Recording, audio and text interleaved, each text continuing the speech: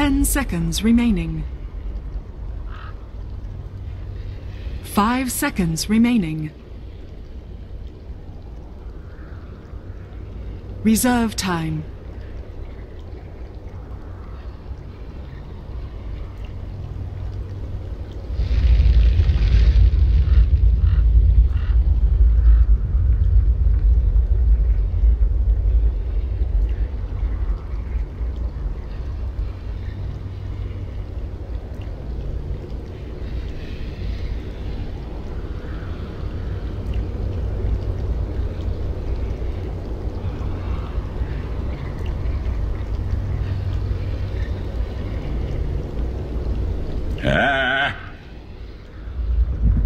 Dire team ban.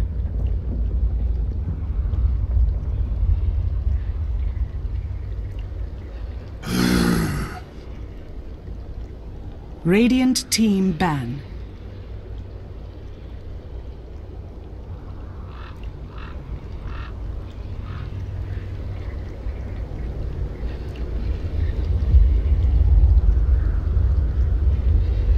Ten seconds remaining. 5 seconds remaining. Reserve time.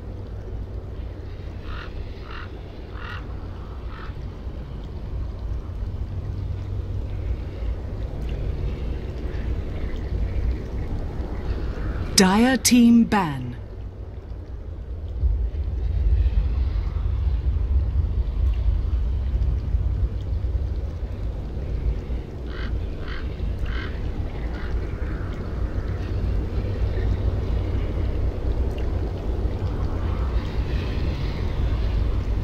Dire team pick.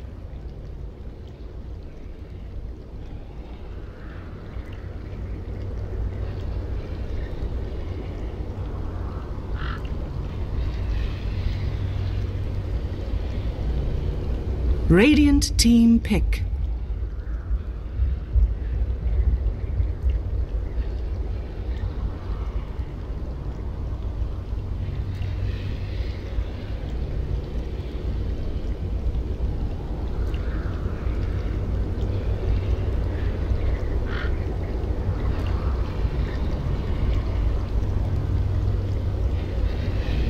Ten seconds remaining. 5 seconds remaining. Welcome back, everybody. Game number 2 is ready to start. We're into the draft and best of 3 for the ESL 1 New York North American qualifiers finals. This is the last semi-final, as the winner of this best of 3 will get themselves into the grand final up against Complexity. Dire team ban. Now, Bounty Hunter's banned out this time around. Bounty Hunter's gone. And so's my co-caster. A little bit of an issue, but we'll head ourselves through the draft and hopefully everything should be good and ready to go. So let's track Bounty taken out. Storm and Tusk are the bans there from Fire. They also removed the anti-mage, not wanting to deal with that one. But Gant, how you doing, man? I'm alive. I had this issue with the Skype call DCing when I was casting with Toby earlier, and I said to him then, I genuinely think it's somehow linked to Reborn, because I've checked that I'm losing packets connecting to the Dota server, and what will happen is the Skype call doesn't work, and then the second I DC from the game it fixes, and I reconnect, and it's like somehow my Dota is using like a lot more bandwidth than it used to now that it's Reborn. Volvo is throttling your connection. Oh well. Yeah. Seems fine now though, so let's hope it stays fine. God, what? Nick? No. But not me, right? No, I can still use it. Maybe it's internet this side. Because chat is going nuts saying picnic and the stream preview has stopped. Okay, well, yeah, for the VOD, we'll just run to the draft and I'll try and sort that out on the side. Dark Zero Undying, AM and Clink's taken out. DC, they've got Alina once again, this time though with a Clockwork and a Dazzle Fire. their hands on the gyrocopter. Gyro Rubik, not a bad opener. The one glaring difference for me between European and NA Dota is the lack of Earthshaker. Like, I feel like Lina ES is so common, as well as Gyro ES in Europe. Just the fact you've got that long range initiation setup stun for the 4-roll or even 5-roll Earthshaker. And the only real time I've seen it in NA is Demon's offlane ES. Yeah, it's certainly a lot less popular, and bit of a strange trend that, because Earthshaker, when you get to those international lands, it really is everyone playing it. I don't feel like it's a regionalized hero when you look at, say, for example, TI5. But speak of the devil, here comes Earthshaker. I mean, it does come up in the NA drafts. It just doesn't feel nearly as prioritized, which I think is what you're getting at. Comes up later in the draft usually, and getting that Earthshaker with the Rubik, which is nice because usually you don't want an Earthshaker to go against a Rubik. In fact, taking that early Rubik is maybe the deterrent for the enemy team, you know, not to take Earthshaker. 10 seconds remaining. Yeah, Digital Chaos will have to go somewhere. I mean, they've got a support Dazzle. They've probably got a mid laner, but it could also be a support laner. I would think that they'd pick another support here, unless there's a particular one position hero they need to commit to now that they're worried about getting banned out. The obvious example there's Phantom Lancer, but there's a Gyrocopter and an Earthshaker on the other side, and I don't know if they're confident to take Phantom Lancer against those heroes. A lot of people wouldn't be. They're super scary, honestly. Earthshaker alone, the fact that you have, you know, a support or potentially an offlane hero that can go hard counter your one roll is always going to be incredibly difficult to handle. So that Scarth Mage pick kind of shifts the Lina definitely towards the middle lane. Yeah, and I'm excited. I gotta say, like, I'm fanning out a bit here. Aui's Scarth Mage is just so ridiculously good. There's like two players in the world that are ridiculously good at Scarth Mage, and one is Aoi and one is Lil from Virtus Pro. And I know that Lil, it's because he played it over 100 times in ranked games. I don't know if that's the story with Aoi, but so many times I've watched Aoi play this hero and he just ends up being like an extra core. I mean, often he's laning with a hero that can move around the map quite early on and he gets some space, but he buys different items to what other people do. I've seen him with a mech, I've seen him with a drum, and he hardly ever dies on the hero, makes a lot of plays. Just really phenomenal Scarth Mage player.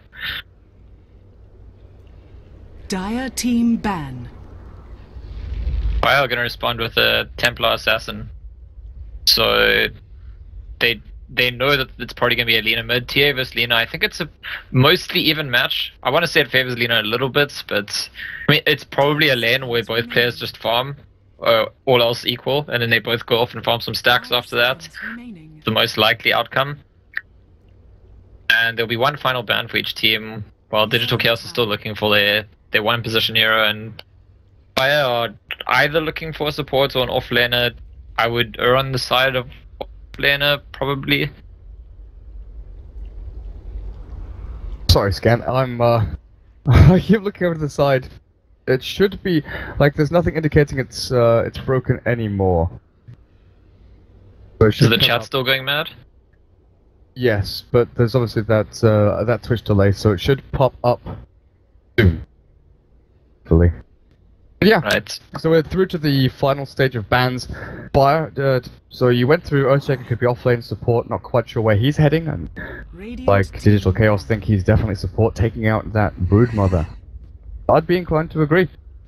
But who do you go as your offlane hero here if Earthshaker's not there? There's no Clockwork, there's no Darkseer, Undying, Broodmother, Tusk, all banned out, even the Bounty Hunter that could, you know, switch into the offlane role. And it's not as though you have a good setup for dual lanes here either. Yeah, and I would say let's go for that offlane Slaughter again, but I mean, an unconventional offlaner is going to suffer precisely because, I mean, there's a Scarth Mage. Like that's, in fact, I think why Digital Chaos ban the Broodmother is always thinking, what's the hero that I can't utterly destroy and zone out as a Scarth Mage? Well, Broodmother might be one of those heroes. He needs to constantly have vision of him, and he's got that regen anyway in his webs. Bring back the Batrider. Bring it back. Batrider could be interesting. I mean, I don't expect to see it, but it feels like it's long due. It's a hero that always went out, came in, went out, came in, and right now I want to say it's out for the longest it's really ever been out of the main metagame. Phoenix is still there. Phoenix could work. Oh, like it's not good against. It's not great against Scarth Mage by any means. The fact you've got Ancient Seal and a good way to zone him out.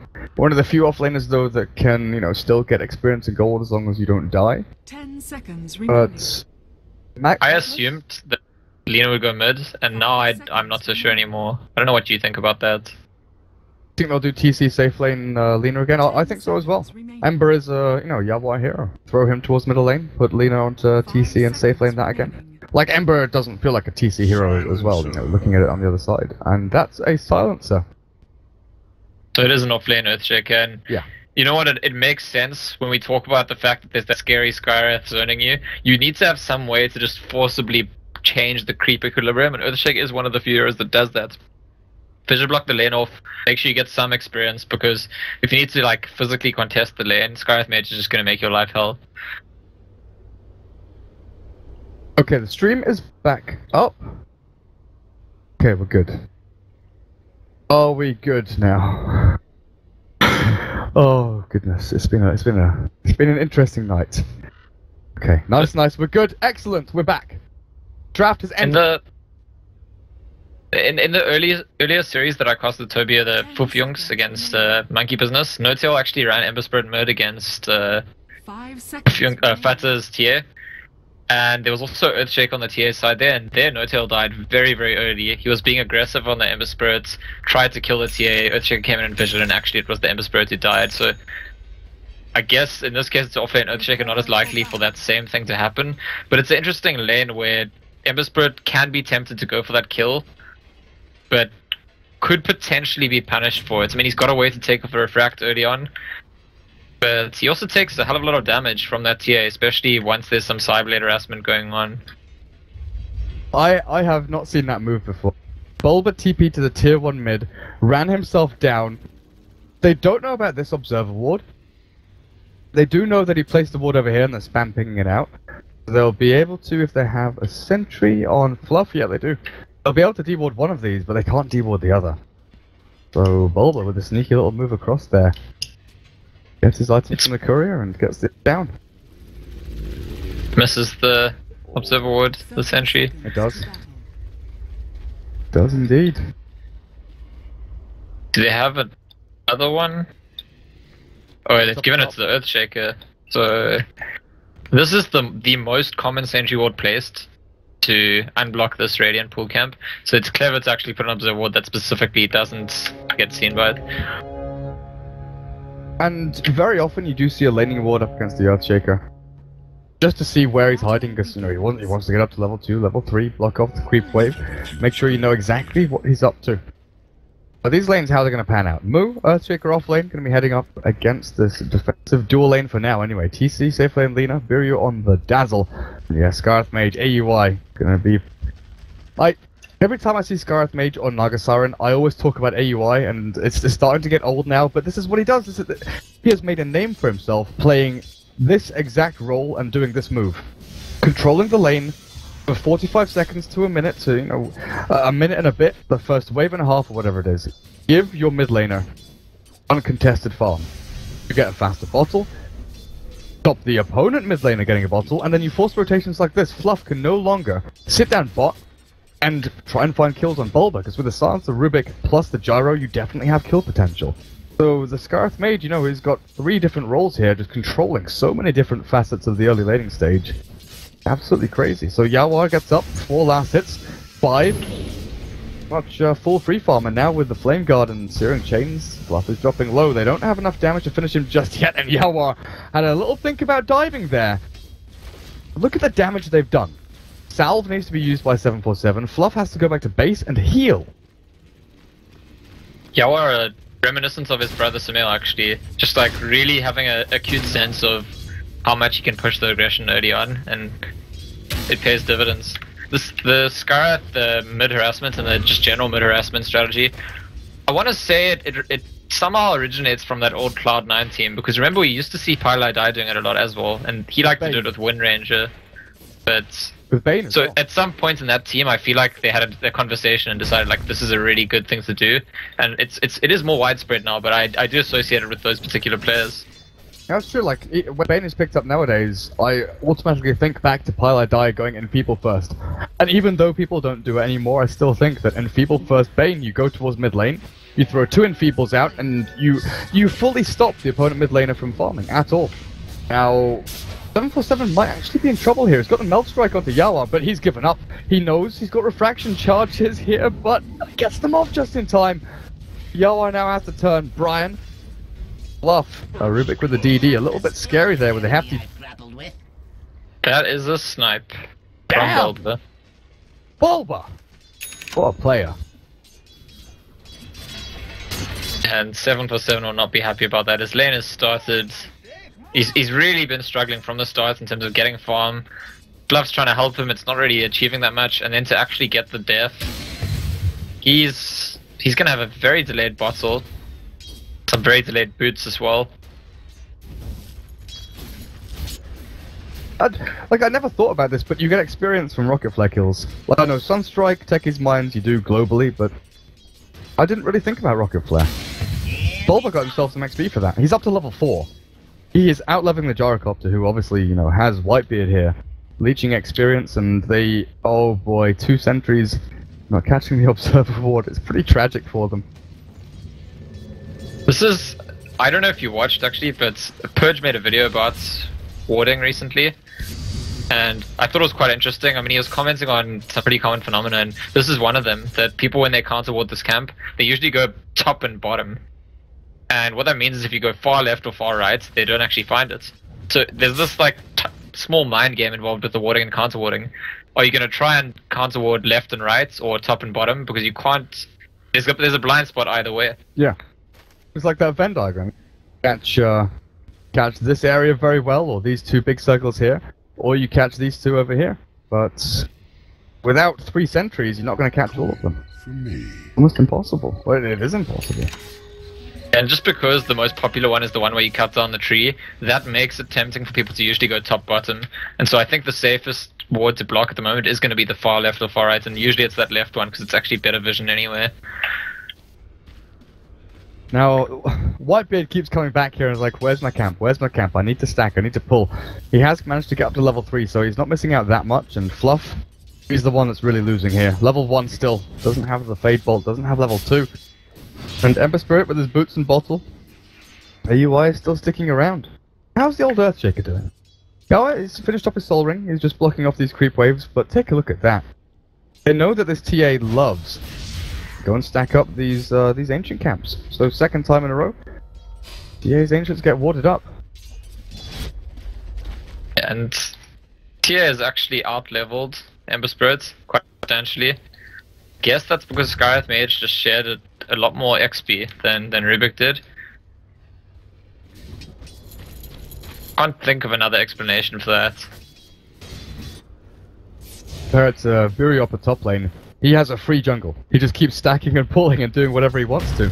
Like, this lane has pushed up into the tier 1, but that's, you know, no fault of their own. The Earthshaker innately pretty much allows that to happen. But TC has hit level 6. And this is where the Earthshaker has to be very careful with his positioning, because 1 Lightstrike Array, 1 loose Dragon Slave followed by Laguna Blade could definitely secure a kill on him. Why has Whitebeard not bought boots yet? Is he considering like a straight big Midas rush on support silencer? Huh. That's a good question. Don't know. It's quite a greedy thing to do, but I can't think of a better explanation. It's not like they need to upgrade the crew or need more wards or something. He's just stacking up gold. Seems like for its own sake, and the boots make a difference. To some extent. I mean, walking around, stacking camps, walking to the rune. If you manage to get caught by an enemy hero, you're definitely dead if you don't have the boots. And it does make me think he's gonna try and at least keep the option open of going for that greedy build. Bulba Clock. Oh, it only just dawned on me. It's Bulba Clock. He is the clock player. Yeah, and it's also interesting because it's a discussion that I've seen a lot of people having recently about the item build on Clockwork. Do you go Tranquils? Tranquils is popular for most people at the moment, but then Blade Mail and Force Staff. Which one first? Do you get both?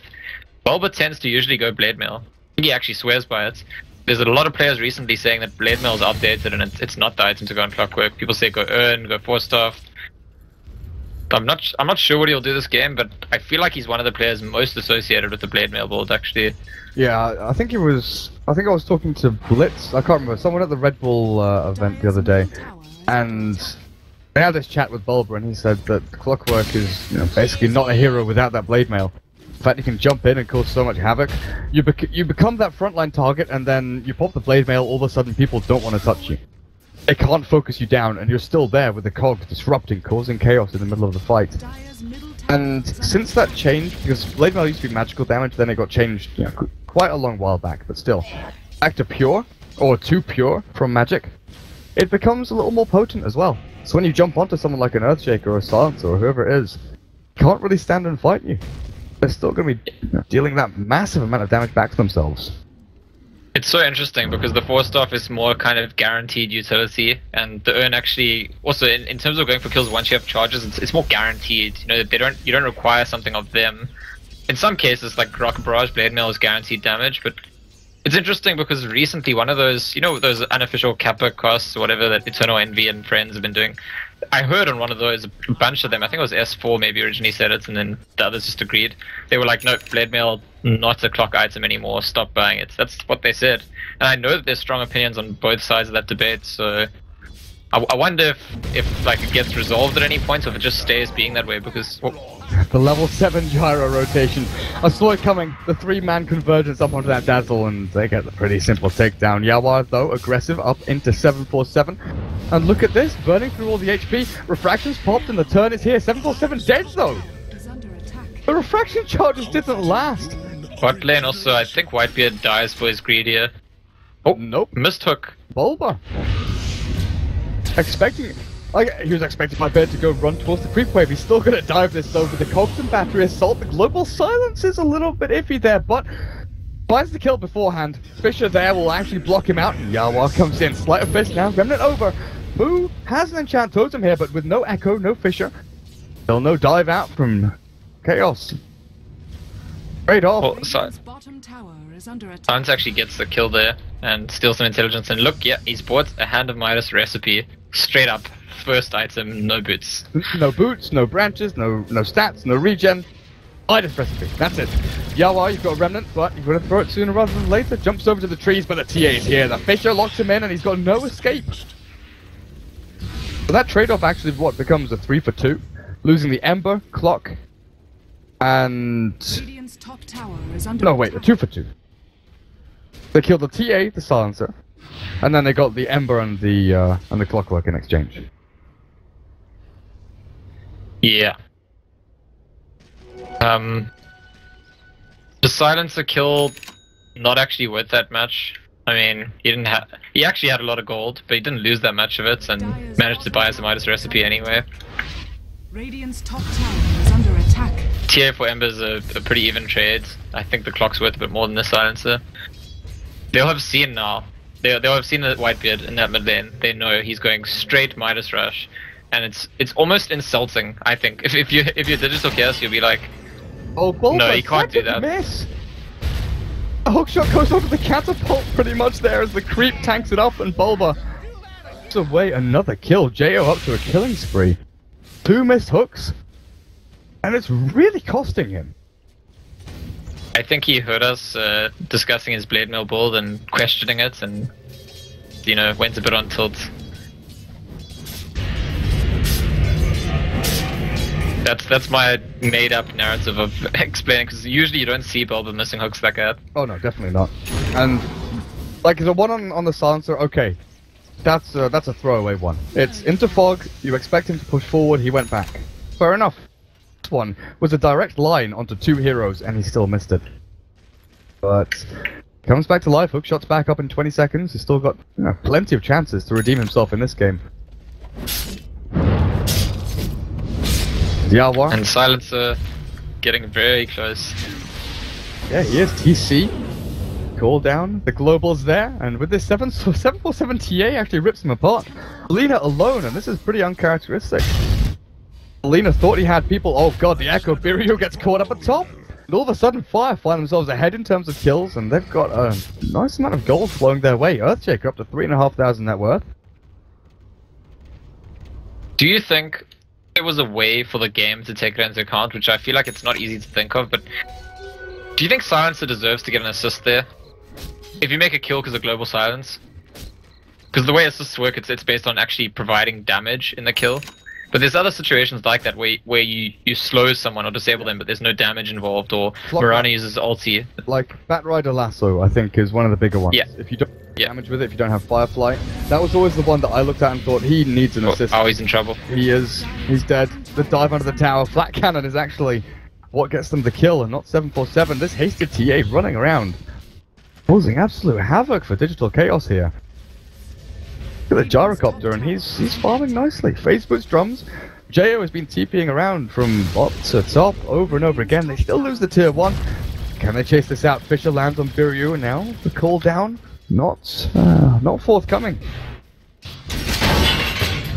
Oh, Bulba. He landed that hook shot, kinda, and trapped 747 in the cogs. With the Mystic Flare, they've got the setup and the kill. That's something that we didn't really talk about, was that classic combination. We used to see Sand King plus the Scar. Then we saw a lot of Clockwork plus the Scar. Just the fact you've got long range initiation, trap from the cogs, the damage from that battery assault, and the Ancient Seal to amplify all your damage up, and Mystic Flare. And the kills. They've moved themselves into this Dire jungle to try and find Lena, because TC has left the lanes and he's looking for the little bit of farm to get him up to that Yule Scepter. I gotta say, I mean, this is not a general criticism of the player, but it's a particular criticism. 747, we were talking about this last game as well. I think he dies maybe a bit too much. We were saying then the Queen of Pain just maybe too reckless and blinking forward. TA is another hero that if you're safe about your movements, if you've got traps to scout, your refracts ready at the right times, you pay attention to where the enemies are, how many off the map, probably shouldn't be dying that much this early in the game. Yeah. Level 4 refraction. Obviously there's things like Flame Guard that Yawar has used to full effect to burn through those charges, but yeah, situations like at the bot lane where he's sitting at the river entrance with that vision, not knowing what's going on. Oh, Bulba! He's not gonna miss that one! There's the sweet-ass revenge onto that silencer. I don't think Whitebeard cares that much, because he's got his Midas operational, he's got boots, he's got a TP scroll, and yeah, I mean, they can occasionally kill him, but he's gonna keep scaling now. He's got all the farm that he really needs to be functional in the whole game. Now, what do you think he actually heads on into? Because Port Silencer nowadays, I've really loved, like, 4-stab Glimmercape go for that kind of utility, rather than the big Aghanims Refresher kind of thing. But do you think he needs one? Oh, okay. Yawa jumps back to a Remnant. Do you think he needs one of those big items to deal with the Ember Spirit? I think when you go straight Midas with such a rush, it does suggest to me you will be going for a big item, abusing the fact that you can actually get it without taking that much space on the map. I would say Refresher Orb. I kind of personally agree with you, especially because there's a clock on the enemy team. I think I'd be much happier to just see a 4-staff. But I don't know if you... Well, Global for the Dazzle. Are they even gonna... Yeah, there we go. There we go. Whitebeard's in trouble. Yawa, yeah, he's towards the lane. He used his Midas. That's value right there. Midas on cooldown. Bulba, though, has hooked in, and the cogs rocket barrage. Jo dies! Bulba survives, and now they've turned back for more.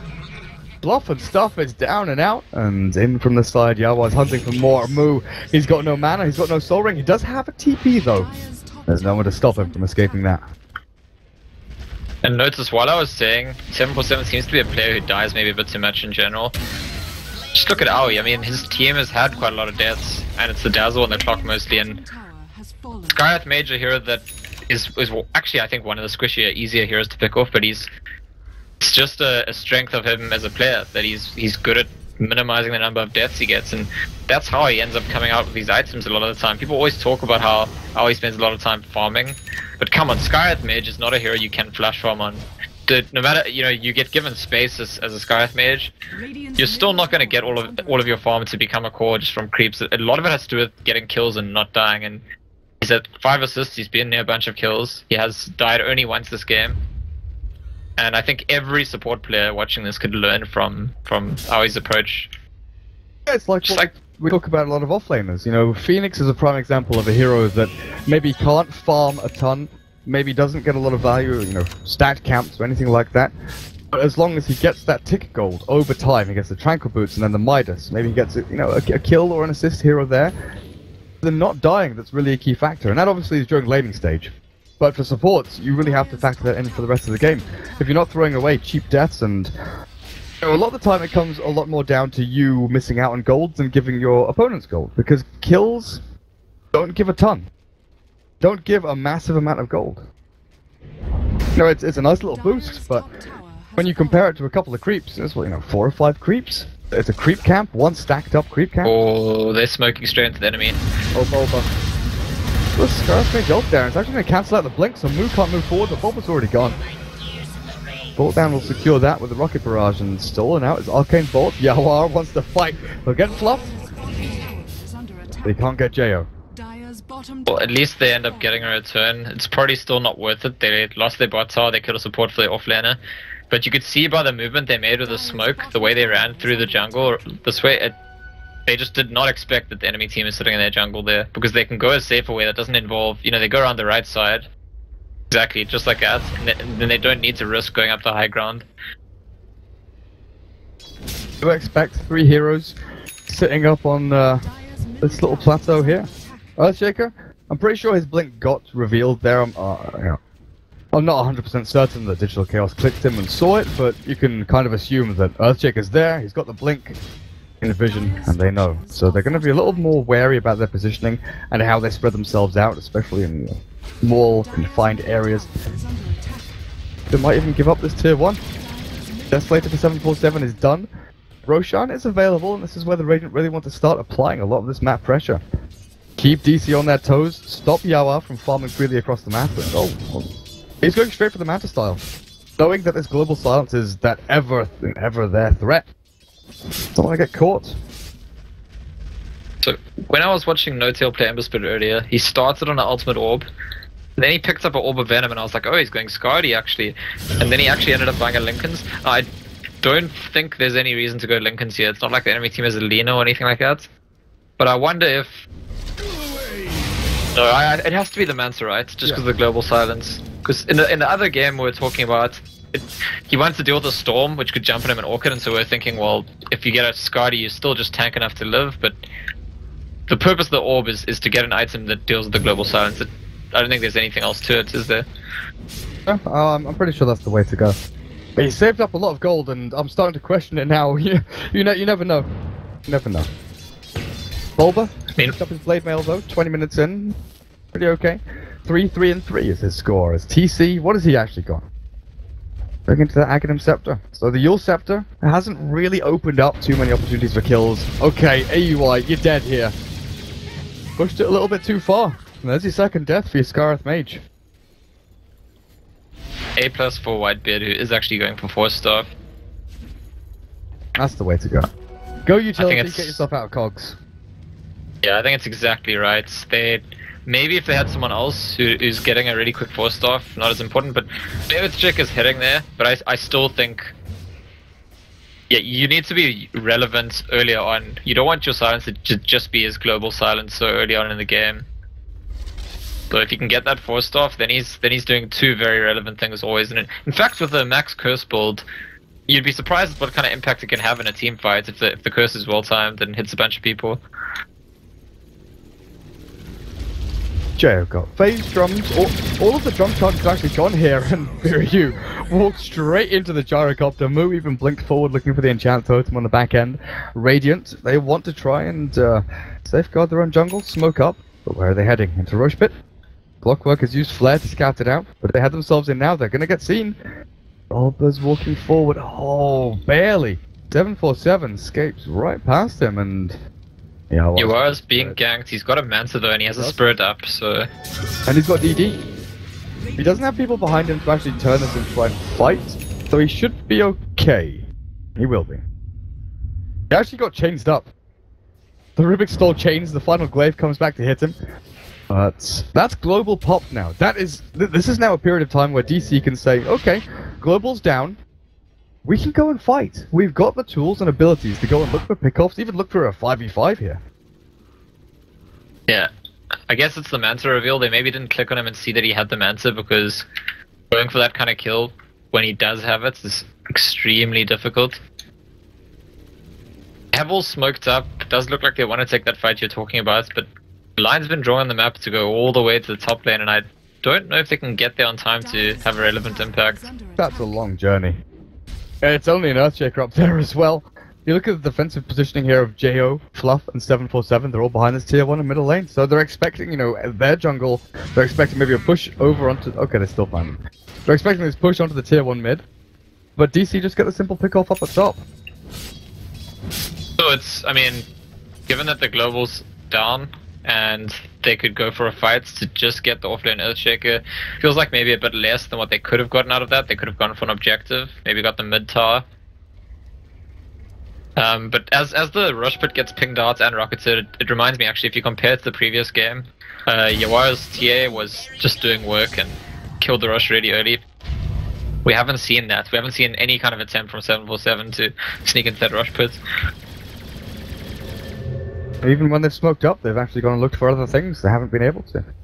Do have a little ancient stack though for him, so he can go and sneak that.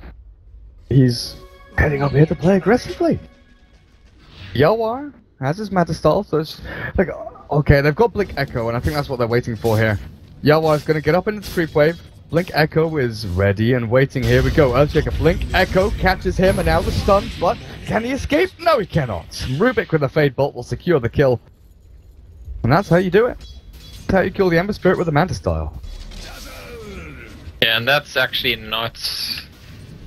There isn't really much of a good trade-off there for his team. No one is really pushing deep on the map. Bulba's farming pretty close to his tier 2, and the rest of the heroes were sitting in the jungle and near mid lane. That's just a clean kill for Fire. Like, really good value for them. Did they damage him too much? I mean, he lost a little bit of gold there, but... again, it's like the anti-mage. It's time off the map, not farming. He's not being efficient. Oh, he's dead, obviously. He can't go and split push or anything like that. It has bought a little bit of time, though, for TC to finish off Aghanim Scepter, Clockwork, farming bottom lane. So with all of this commitment up to top to kill the Ember, he has kind of baited Fire into a position where they've used a ton of their heroes, a lot of their own time, trying to deal with him. And there you see it, Fire, okay, they get themselves a nice little swing of gold going their way from that kill on Ember Spirit. Experience-wise as well, they've actually stepped it up. Chaos, one game ahead in this best of 3, 12 to 10 now, 24 minutes in. But the Gyro and the TA farming nicely. TC is lagging behind a little bit, but this is where he really comes into his own. Aghanim Scepter, alright, and nuke down this Gyrocopter, because the timing is there. The BKB for Gyro, 10 seconds, he's got it. He's also got 3,000 gold in the bank, which he could actually start to look into, you know, a Butterfly, Titanic, something like that. That Ag's Lena, I could rip him a new one. Yeah, and I think it's exactly right. It's what they got to get some value out of now. Digital Chaos get 1 or 2 important kills with the Ag's Lena. Maybe they want him to be level 16, ideally. He's not quite there, but combining with someone else, or if he's going for one of the weaker heroes, he definitely can, and that will be important space. Yawar is actually chasing pretty deep to try and get 747 here, and 747's blink isn't ready just yet. Melt Strike though. Yawar doesn't have any help. Well, 747 does. Moo is backing him up. Cavalry on the way forward. He clears out the illusions. But that's space created. That's actually really good for Yawar, because he knows that he baited a bunch of allies to head this direction. It's obvious to him that there's no way he kills the TA fast there, so by chasing the TA he will draw other people, and then he TP's down to the bot lane, and he's actually made some space for himself there. That should help. Got a regen rune. Remnant sees into the Roche pit just in case they do smoke themselves around, but 747's pushing onto the tier 2. Where are they going? They're gonna rush. They're gonna rush. They have a medallion. Nice. That's a really nice move, actually. They can just jump the Ember Spirit in, and the Radiant have they have no way of doing this. They can't get in there. They're taking the tier 2 and they think, right, we've got the better trade. We've got the tier 2. What have they got? They've got nothing. They're farming bot lane and that's it. They're probably trying to set up to defend here, which is why they spread themselves out so thin. But Roshan, it's pretty much already dead. It's one of the most common trades in the game, I want to say. If you have to choose which tower in the game is most commonly going down around the time Rush dies, it's that tower. It's the tier 2 top lane. Because you sense the enemy team's going to your tier 2 top, and that's like a signal, time to rush. It's just so far away from Rush. Even the tier 1 top, although usually it's Rush isn't that early. Oh dear. Dazzle, you kind of walked into this one. You've got your Grave. I don't know if you can cast it in time. Looks like you can actually. Grave up, can throw the Weave out on the side as well. Biryu, is that going to finish him off? It doesn't. He heals up just enough to keep himself alive. I didn't bait out any big ultis there though. Dazzle, with the Dazzle heal being stolen by the Rubik, he's got the Shadow Wave, and this could actually keep the sustain going for the push. Coming! And Whitebeard has actually got a point booster, so not after first off, not actually refresh at first, the Aghanim Scepter. Aggressive weave though. That minus armor added up with a sleight of fist. The Spirit can do a ton of damage, misses out on the chains with the slight combo. Look at AUY though, farming away on the spot lane, the split pushing Scarth Mage. His mech is 300 gold away. We'll be heading into the Ancient Greaves. Ancient Guardian Greaves. I don't know why I always call them Ancient Greaves. Or Ancient Seal, I guess maybe if you're looking at the hero, it's... That's great for him as well, because he can dispel that global. Oh, wait, what? Okay, they wanted the global to stop 747 from dying, and TC... Could have had that. Fogged a little bit and turned himself around. But yeah, Greaves to dispel that silence is going to be great for AUI. Yeah, that's actually a very good point. It's not something I thought about before, but I mean, you buy the Arcane Boots, you buy the mech for utility for your team, you buy the Greaves for utility for your team, and every so often the Greaves, the dispel effect on yourself is actually relevant, and definitely against the Silencer, that's probably one of the most obvious cases. Yeah, like Darkseer against Silencer, Guardian Greaves are the go-to item, just so you can get your combo off, and AY here. Who do you aim to silence and Mystic Flare? Is it just the person that Clockwork goes on? Or is there someone in particular that you really want to silence up? Silence the Silencer? Yeah, silencing the Silencer would be pretty good. Otherwise the Earthshaker. Oh, Aegis. I think those... Yawar still towards middle lane, TC lifted up and he's down. Grave. Trying to save him, throws Laguna Blade to kill off Fluff. But TC's life is forfeit here. Breaks. A Clockwork hookshot to turn things around, but Yawar is so low on mana they can't do it. Meanwhile, down at the bottom lane, Templar Assassin finds the pickoff on AUI Scarf Mage, and they're being closed in here. 747 is hooked onto, and his Blade Mail, Bulba. That's another go there. Another time where TA has stayed around too long, thought he could get a lot more value, and loses out massively. Yeah, I mean, really don't like to pick on someone, but 747 is dying too much, and in situations where he really doesn't need to be dying. Team just got a really big win there, actually. And maybe it's because this team just got a big win, he got a bit complacent. Just a little bit too comfortable. Yeah, like, they killed Lina twice, and he got the pick off on Scarf Mage. I guess he thinks, oh, I can take the tier 2 for free. They're not going to contest, but Digital Chaos, they really were not giving up that tower. And Yawar is actually very close to his Battle Fury now. And I mean, he felt like he needed to go for the Mansa first, just to be safe. But once he has the Battle Fury, that's when his farm starts escalating, and it's really when he becomes a major threat in those team fights. And then from then, every item that he does pick up, the Daedalus and whatever he gets after that, just makes him into more and more of a monster. High ground defense becomes even more strong out from DC, because Fire, what do they have? The TA to walk up with Refraction? They don't have a Solar Crest, they've got... You know, they've got no defensive utility really here. They don't have a Dazzle, they don't have Glimmer Capes, they don't have anyone that can save someone from a sticky situation. They do have aggressive options though. When Yawar can Remnant away, finish off his Battle Fury, and now turn things around possibly. They know the two supports are here. Bulba. Fluff and Whitebeard are both in their own jungle. Bulba, the 4-staff out from Moo. Jo into a situation where he can just run himself away. Yawar's on the chase, on the hunt, looking for the Remnant forwards. Oh, there we go, he's got him on the very edge of the slight. Gets the chains, and TC was thinking about that Aghanim's ulti. Level 3 Laguna Blade, still not going to be enough to kill the Gyro. That's a big old BKB charge gone, 10 seconds. First BKB charge of the game. And Yawar really has a very, very good understanding how far he can chase. He knows, you know, if I have this many spirits, I can slice at this range and catch someone with a chance, because he just did it twice in a row there. Chasing the Gyro, forcing the BKB, and then going into that mid lane and taking down the Rubik. It's impressive, like, to have such a acute understanding of the relevant ranges involved, and what looks like it's not actually a chase is suddenly a chase. Jo, okay, there we go. He went for the Satanic first, and now into the Butterfly. Gyrocopter is pretty freaking stacked. They can start going into damage. And the only real way you can deal with this Gyrocopter is with that Laguna Blade, right? Because damage-wise, Mystic Flare, Clockwork, you know, a bit of pure, a bit of magical. Ember Spirit, Sleight of Fist, sure, it's physical damage, but he still relies quite heavily on that magical damage from Flame Guard and Searing Chains.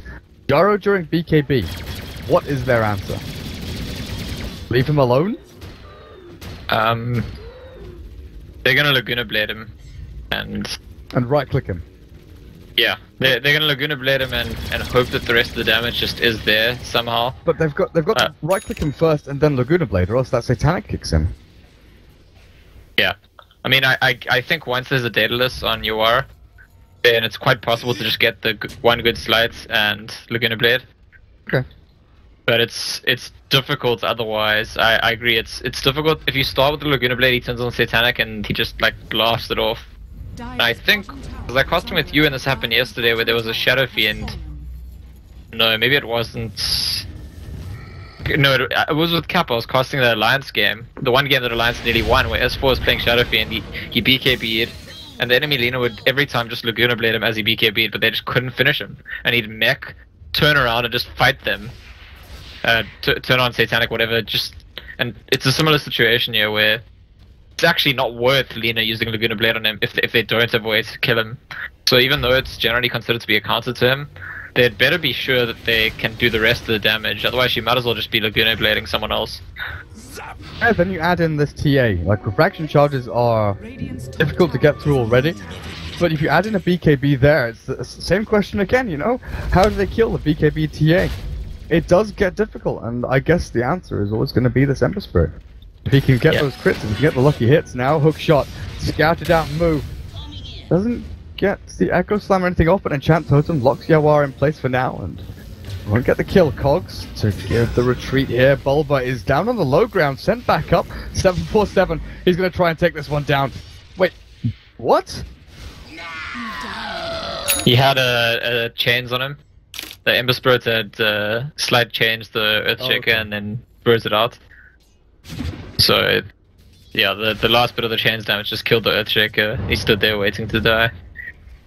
Thought somehow he, like, placed a Remnant down here, and then jumped from Remnant back to Remnant up at the top rune spot, but yeah, chains makes a lot more sense. So, offlaner for offlaner. Not an awful trade there.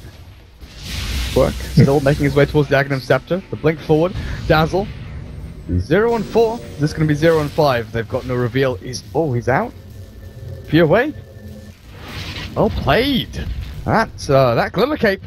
And this is the kind of thing I was talking about. The defensive utility items that the Dire have, or Dire can build up into. With the Greaves, with the Glimmer, the Medallion, Solar Crest. So much more dynamic than the Radiant. It's a bit on fluff though, because he should have, and he's just bought some sentries. You'll often see that. The support player will take responsibility. If we don't kill someone, and I was involved in the kill, and it's because of Glimmer Cape, it's on me, I need to buy sentries or dust, and Fluff responds appropriately, sends himself some sentries. Right now, Yawar is farming very far forward with impunity pretty much, farming up even Radiant Jungler camps here, as he slight chains over onto the Centaur. 747? Through you again. Blink forward, not going to catch him though. But response-wise, Fire is getting pushed from left and right. Top lane in their favor, going towards the tier 3, but take the big man. Roshan's alive, they've got a TA trap in there. Yeah, and they had a Spirit in it earlier, so both teams do know that Roshan's alive. Oh, Fluff has walked straight into this. Blink Echo will finish off AUI. Yawar, 2 hits. No, he's still not dead. He's got his jump away. Slides first. Laguna Blade will finish off the Earthshaker. Yawa silenced up the cooldown. Does he have a Remnant even? He's got a stick charge. Yep, he zips back. Remnant into the Radiant jungle. Keeps himself back and safely home. So again, straight out. The trouble that I'm seeing coming up for Digital Chaos is that Ember Spirit can outcarry the enemy team. Ember Spirit can beat just about anything, I think, if it's played well enough. But it doesn't want to be in the thick of the fight, doesn't want to be the hero at the front tanking, and Lina doesn't really want to be that hero either. So the pressure ends up being on Bulba to manage to win them fights by getting the right hook at the right time, the right cog. That, you know, bringing the enemy team into vision so that everyone can be seen, we know where everyone's standing, and Ember Spirit and Lina can just do the things they need to do. Shaved in searing heat. Gaio getting hit down. Yawa. This goes for the sneaky play and jumps back. But yeah, I agree. The Clockwork is the one guy that goes in. The rest of them do like to sit in the fog a little bit. Ember Spirit more so than Lina. You know, you want the sleight of fist spam just to keep on coming. And we've seen a couple of times, especially when he's against Phantom Lancer. Sure, the Ember Spirit is a great hero up against the PL, but if you're in a fight and you get your mana burnt out, or in this case, if you get, you know, hit down to half HP by the TA, who crits with that Daedalus pretty damn hard, the Desolator damage and minus armor as well, you can get locked in place by that Echo Slam from Earthshaker for long enough to actually finish you off. And he hasn't gone for, you know, BKB or anything like that to keep himself surviving in the mix of a team fight. But look at this. They've found Moo. Absolutely perfect movement and rotation through. The cogs, though, not so great. The hookshot forward will find Fluff and stuff, but the Roshan died, snatched by TA. It's the Aegis, and now she's going to bring herself back to life. Yawa, Remnant back onto the high ground. But they've got a hookshot from Fluff. Lina actually dies in the thick of things there, and Yawa doesn't have a Remnant, and his TP boots are on cooldown. The Roshan got killed by the Dire. TA takes Aegis and does die and lose her second life, or loses her first life even. But Lina dying there is a pretty big deal. All things considered, I think it's still a good trade for Digital Chaos because they were very close to just losing the Rush and the Aegis. And I think they'd rather come out of the fights with the Aegis gone and Lina dead and getting the last hit than no one died but the enemy team got the last hit and the Aegis. Yeah. Because that would mean that the Radiant walk up high ground with the TA or the Gyrocopter, put them on top of the ramp and say, hey, you come and fight us. We've got 2 lives on one of these heroes, deal with it. But in this situation, Digital Chaos have a little more room to maneuver. Like Yawa, his invis, he can run himself back to base, he's actually going to loop back here. And he could finish his Daedalus here, but he's just a bit concerned about buyback. If he does finish his Daedalus, then all of a sudden there's no buyback. If he dies once, the game could just be over. Light number 1. Tier 3 tower's already gone, 747. Pounding away at the racks, but they don't want to overcommit. And they have a smoke. This is something that I really like watching out for now, is like the fake back. We used to, we saw a lot from like VP and Power Rangers, a couple of the CIS teams, where they take a tier 3 and or they take a Rax or something like that. They back themselves up, smoke, and then re-engage. Feel like that from Fire just yet, even though they do have global and all of their ultimates ready and available. You have to say, if you look at all the net worths of every hero in this game, at this point, 40 minutes into the game, Whitebeard is just a freaking genius. That build of buys 0 items, not even boots, not even branches, straight into Midas, it has paid crazy dividends. I mean, he's only got about 100 creeps. He's got less last hits than Dazzle. His net worth tells a different story. Extra 4,000 gold, and he's got bags, and he's now on the way to the refresher as well. Has Rubik paid too much for that though? Because he's down at 4,000 net worth without a blink, without, you know, glimmer cape or anything like that. Is it worth the disparity there for your Sansa to have, you know, obviously it's good for the Sansa to have 12,000 and only be 3k behind the Lina, but Buffer's missed out a lot here buying all the observer wards and stuff. I think Fluff probably doesn't mind so much. Question is better focused around the impact of the global silences. So if those global silences are winning fights, then it really doesn't matter that your Rubik has to just have no items. If the global silences are getting wasted or not managing to win fights for you, then yeah, the investment's a bit misleading. 12,000 net worth. I wouldn't say that silence is actually worth that much, because the impact of his items are very, very specific. You know, you can use force on someone and you can global silence for. Oh, hook shot. Hooks. Still had it, but Yamaha has got the remnant back. That's the Fluffhook. Yep. Fluff stole it in the last team fight. Ah, I see. Yeah, it's something I've been thinking about a lot recently when you look at net worths of heroes. We don't have a metric that's sensitive to, you know, how much value a particular item on a particular hero is. And so sometimes you might see a hero with 8,000 net worth, another hero has 10,000 net worth, but actually the one with 8,000 net worth is a lot stronger than the 10,000 net worth one because of which hero they are with which items. And a similar thing can be said here about the Silencer. Yes, he's very rich. Yes, it's very important. But if they don't get value out of his ulti, then while his ulti's on cooldown, then he's not really there. Yeah, like it's not actually 12,000. Like there's no metric worth of for gold. impact, right? You can measure how much gold you get, how much experience you get, how much time you spend in a certain place of the map, but there's no measure for how fully impactful you are in a game. You know, you can measure KDA and things like that, but it doesn't all add up. What about global? Yeah. No, exactly. I mean, it's like an obvious example. You can imagine an anti-mage has like 50,000 net worth when the rest of the game is 10,000. But if he bought like 6 refresher orbs, he's not actually worth 50,000 gold, right? He's just not. And there's certain cases where that comes out quite often, and I think some support heroes are good examples of that. Especially support heroes that go for Aghanim Scepters, where it does feel like when their ulti's on cooldown, they're certainly not worth the gold that they've spent on that Aghanim Scepter. Fire are keeping themselves up in the lead. This Dazzle, sure, he's got his Solar Crest and the Glimmer Cape, and he is now playing the split push role. I still find it interesting that AUI and the Dazzle, the Scarlet and the Dazzle are the ones split pushing across here. Glyph is not up for another, minute or so, and Jo with the 747 TA and Gyrocopter take down the ranged racks already, now looking for the melee. DC just throwing out spells left and right, trying to stop this aggressive play in. Bulba, maybe a hookshot now, forced up aggressively. 747 is pushed back in towards the base. He's blocked out by the rest of his team, but a forced back over and a Blink Dagger available. Cancelled out now. BKB is forced with the global out. Ball down, not going to land onto anyone, but they've got the racks. They got what they came for. And is this the time now where you look for the Bulba hook? He can't line it up.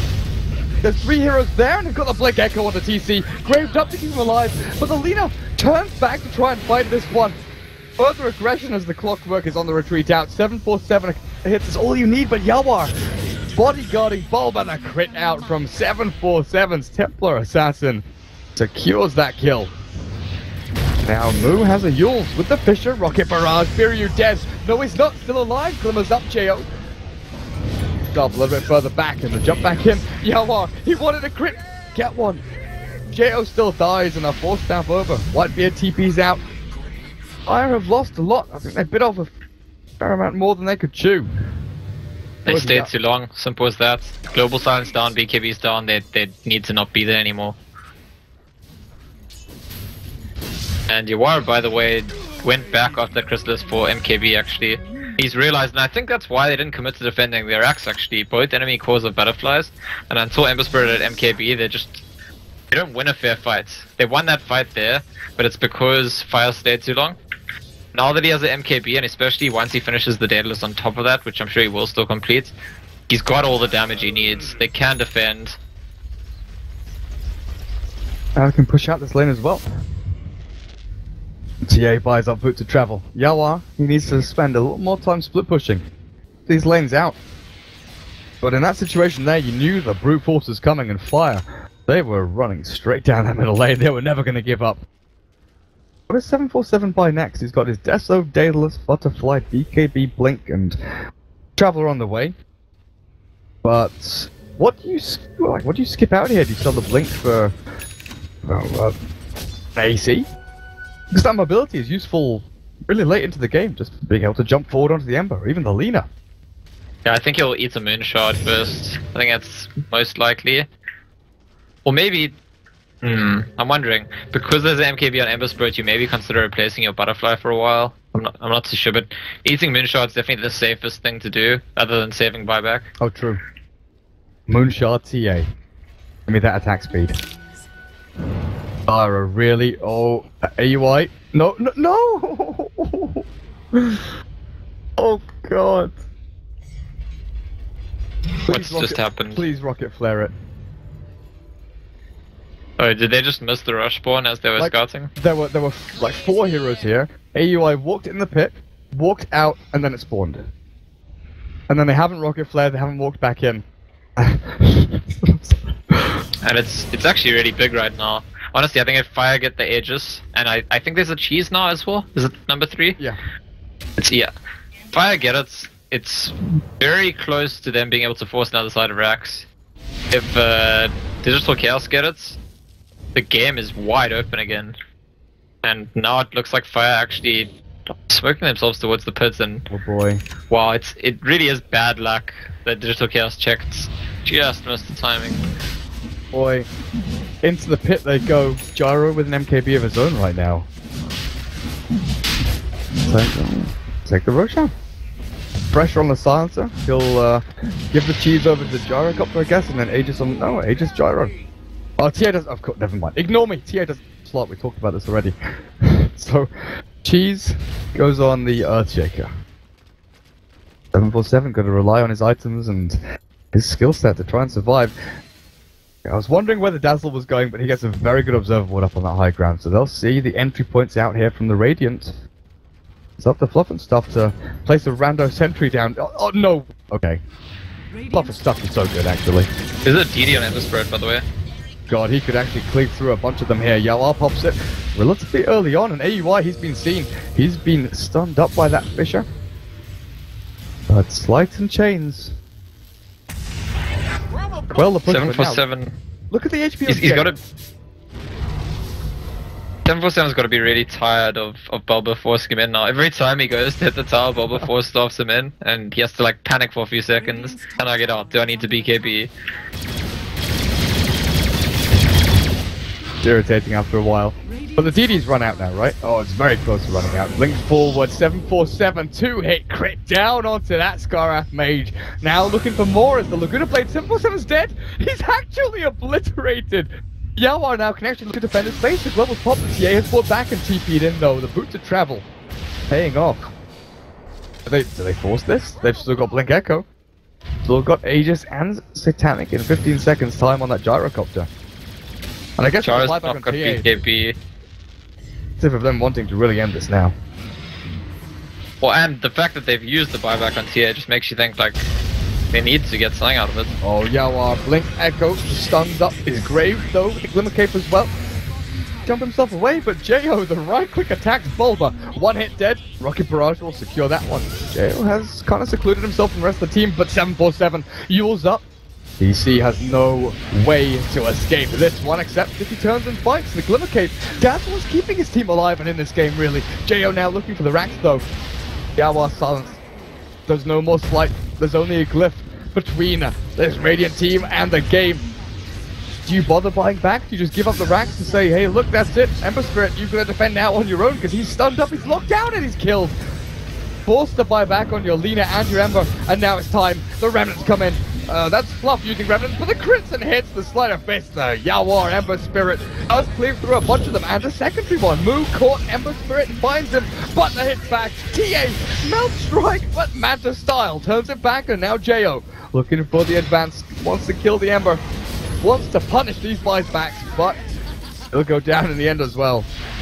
It's a dieback for TA, and you see a line drawn through the map, and I wonder if they're thinking, can we force a set of racks for ourselves? Because TA is dead for a very long time now.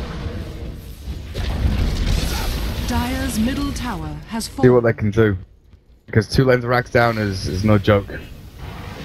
By the way, Dazzle, doing a lot of work, saving a lot of people with the Glimmer Capes, the Solar Crest, the Shadow Games. There was one grave, though, that was actually on an Ember Spirit illusion, and I was wondering if, was that on purpose? Are you trying to, like, juke the enemy team somehow?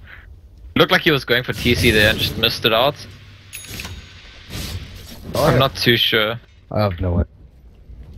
I could see it being an option, but Brave is such a valuable skill, and there's nothing, there's no axe here, so it's not as though they're going to be able to go through that. I don't know. I was a bit surprised actually that you can grave an illusion. That seems like a. Hang on, can you like grave creeps? It's not. No, you can't grave creep. Yeah, it's like. It's a bit strange that you can grave an illusion, but okay, I guess there's a lot of things you can do to illusions. Radiant's middle tower. With 2 lanes pushing in here, actually. The TA dead for 37. Gyro might be forced to buy back. 16 seconds in the blink forward. Yelwar has actually gone out. Wow. Fluff dead. Tier 3 dropping low. Gyro, 7 seconds. Oh, there's no need to buy back.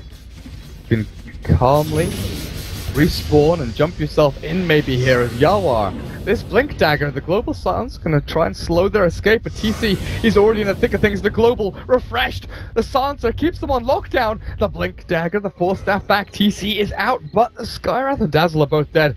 Bulba, I'm not sure what your chances are here, but they're pretty damn low. Maybe if you can survive and hook shot out, not possible. That might really secure the game for the Radiant. 5 heroes alive against 2. Because 3 of the Dire don't have buyback here. And are they even close? Not really at all. They don't have Aegis or Cheese or any global silences though. So I don't want to write it off completely yet. It takes for lucky crits. And there's a Blink Dagger up on your wire as well. Let's see if you can do it. Well, TC's stuck. Telekinesis and probably just royally screwed here. You'll scepter up, but it's all on Yawar now. Can't even Laguna Blade. And at this point, I do not see Ember Spirit 1v5ing.